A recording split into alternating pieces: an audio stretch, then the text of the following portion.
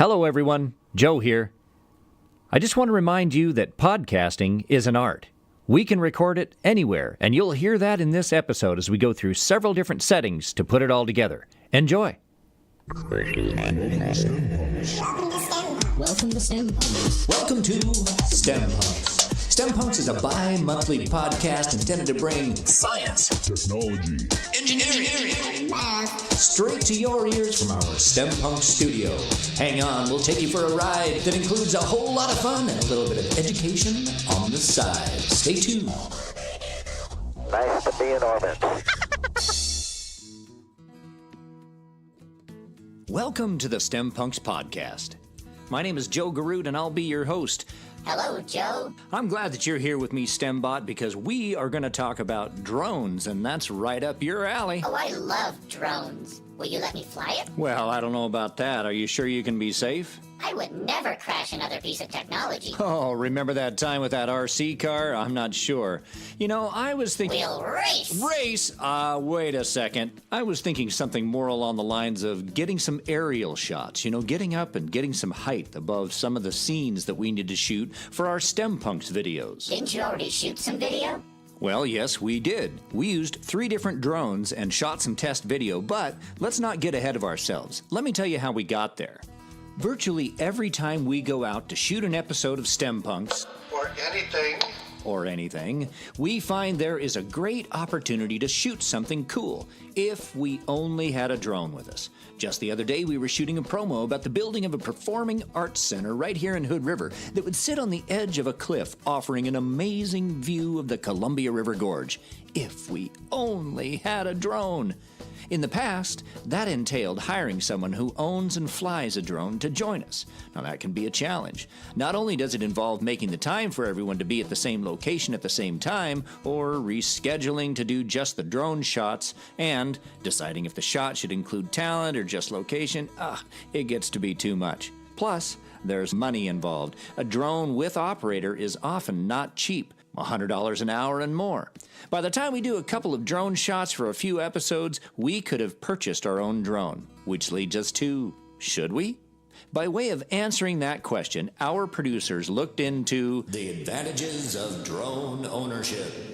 First, we looked at buying a Phantom 4 package for about $800. The Phantom 4 is made by a reputable company, DJI. You'll hear more about them later in the segment. When we called up our drone pilot colleague, Alex Bryan, to ask what he would recommend, he was all like, "Dude, I will sell you my backup Phantom 4, and with a lot of extras, I'll cut you a deal on it." Our Moneybags producer jumped on it immediately. Let's do it. However, that whole scheduling thing, getting 4 people in the same room at the same time, it kept putting off the purchase, which of course gave us pause to think. So, instead, our illustrious producer decided to buy a bunch of... cheap drones. That's right, cheap drones. Thanks, Mr. Moneybags. Basically, he got cold feet about the large expense, and the cash box slammed closed. But only long enough to figure out that there were drones available for a fraction of the cost of the one that I thought we needed. First, we bought a drone made by JJRC that was a neat little foldable number about the size of a cell phone. It was about $75 and had a follow me feature that we thought would be pretty cool. Next was a little nano drone, a mosquito in fact. It came in at just over $60. We got that and wondered, how small can these things be and still have a decent camera? More on that later. Next, we got a little better quality unit that had a GPS function and had a good quality camera, or so we thought. That one, of course, was a little more expensive and came in at $170. Finally, we did get one more, mainly because Mr. Moneybags can't resist a good deal. We got a unit made by SEMA. X5UW is the model number. It looked great. First-person view, 720p, auto-hovering. It looked like it was going to be fantastic. It even came with 2 batteries, and when it was marked down from $80 to $40, it was on its way via UPS. Now, because the price was so low, we didn't have high expectations, but actually the stability of that unit turned out to be really good. Of course, Mr. Moneybags couldn't fly it. I figured out how to just use the trim a little bit to get it to fly level and had a pretty good time. Let's check out the episode. So I sat down soon after flying all of these drones, and I reviewed each of them in some detail, but when our producer had listened, he kind of growled. Too long-winded. Like that. So if you want to hear more about each of the drones we tested and see a short video of an emergency landing I had to make with a great story, look for links in the show notes below. STEMBot, can you put those links in there, please? Okie dokie. While I am the host of this podcast, What about me? okay, one of the hosts of this podcast, I do get to work with some very particular, and may I also say very talented, producing partners, some of whom pay the bills for now, and we'll give you more information on that later. You can also see information about how to support us in the show notes below. Cut to the chase. I gotcha. What we did find is that all these small, cheap drones are cool, but they didn't give us the quality or controllability we needed to shoot a STEMPunX episode. You know, they might work for a still shot here or there once our cameraman John and I become accomplished pilots, but, you know, the resolution is still marginal. So, in the end, we decided to go ahead and bite the bullet and upgrade to the DJI Phantom 4. Now, the less expensive drones were perfect for exploring features and learning how to fly, and, you know, they're also a heck of a lot of fun. Unless you're a robot, you're going to crash at some point. That's true, STEMBot. And it's far more palatable to crash with a $100 drone. You know, we quickly learned that some features on the more expensive drones are vitally important. First is picture quality. You know, it makes a difference, especially to John's critical eye. John is our videographer. Let's go to him now and talk about video quality. So, John, one of the things that occurred to me in wanting to talk to you about this is that the reason that it becomes important... Are we recording now? Yeah. By the way? Oh, yeah. Okay. It occurred to me when we were shooting, when we talk about these drones and trying to integrate all the footage together, the higher the quality that we could shoot in every aspect of what we do, the better it can all be blended together in what appears in the end result as a seamless video production. Mm-hmm. Well, when you think about what goes into a drone camera, we have an extreme wide-angle lens, first of all. So the reason that you want that extreme wide-angle lens, although you don't need it, but it does give you a field of view which appears to be sort of a bird's eye view of everything. With that wide angle, is that where you begin to get kind of the rounded edges in the corners too? The vignetting? Mm-hmm. Yes, it is. So then tell me just a little bit about camera resolution. What can you share with us about that? If you have a camera that says it has 720p or 1080i or 4K or 2K, you know, there are many ways that you can actually get that. True 4K, you're not going to find that in a little drone camera like the ones that we used. And why is that? Well, the chip size is too small, or doesn't have enough megapixels, or the lens quality is too poor. And all of those things make a huge difference. There's an old saying, garbage in, garbage out. Right. Higher quality going in, the chances of you maintaining that quality throughout are much better. And that does not include just the imaging chip or the electronics. It includes the lens. If you have a really good lens, and if you don't have to put a filter over the lens, but you can put a filter between the lens and your imaging chip, that enables you to have better quality. Anytime you put something in front of a lens, you're going to be filtering it to a certain extent, and that can add diffusion. So we recognize that we need to shoot at the highest possible quality. What is a typical playback resolution? What's broadcast on television is usually 720p or 1080i. What's available for streaming oftentimes is only 480p progressive. But for most devices, that's all you really need. It isn't just the quality of the lens or the camera, but the system itself that you're recording with. And you need to be able to review what you've shot. So when your system has the ability to download wirelessly, you then are able to review this recent shot, your last shot, and see if you got what you needed. And being able to review what you've shot is essential when you're out there with a crew, or if you've got talent that's in front of the camera, or the weather is perfect, you think. And also you want to make sure that you don't have the rotors or the landing gear of the drone in your picture. Or somehow the record button wasn't hit. Exactly. Yeah. You may not be able to see on the viewing screen because you're paying attention to so many other things at the same time. Anytime you start adding more features, you end up adding stability issues. Weight becomes a problem. You want to have something that's small, gives you the highest quality you can for that small package. So for us, it's another tool that we have in our bag that we can pull out when we need it. Exactly. Right. And as soon as we can get STEMBot mobile, then he can just fly it for us, because as a piece of technology, then it would be intrinsic to his nature, right? Exactly. What do you think, STEMBot? I'd be happy to do that. I love it when we work together. All right, John, thank you for giving us all that information today. I really appreciate you being on the show. I love it.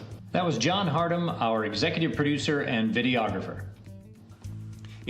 Newer drones are capable of 4K, but that may be beyond the average hobbyist's price point for now.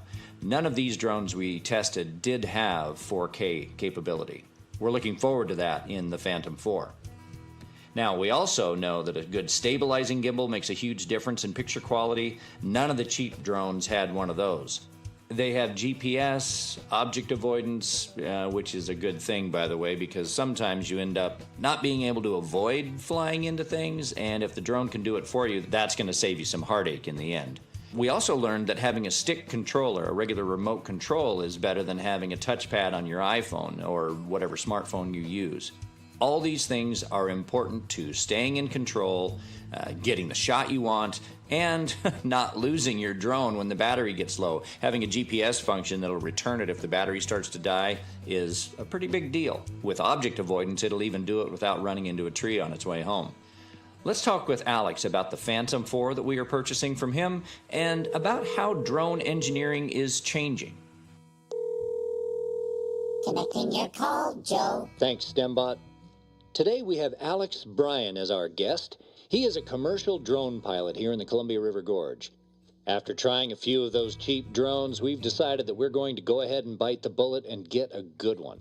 Now, Alex is an expert in the field, so we are going to get his opinion on what he thinks of our choice. Alex, this drone that we are looking at, it's made by DJI, is that right?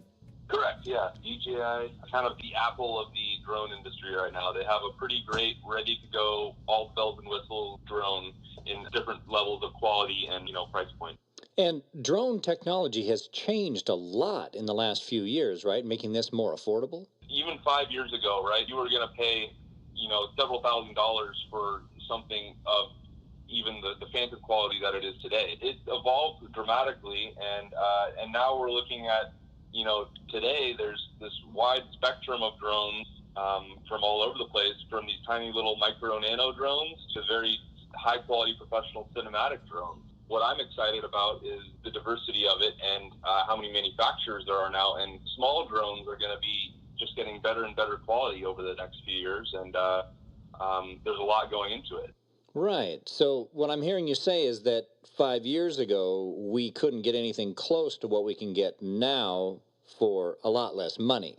Yeah, the technology has evolved dramatically, and partly because it's had so much attention on the drone market right now, that a lot of people have put research or energy into it.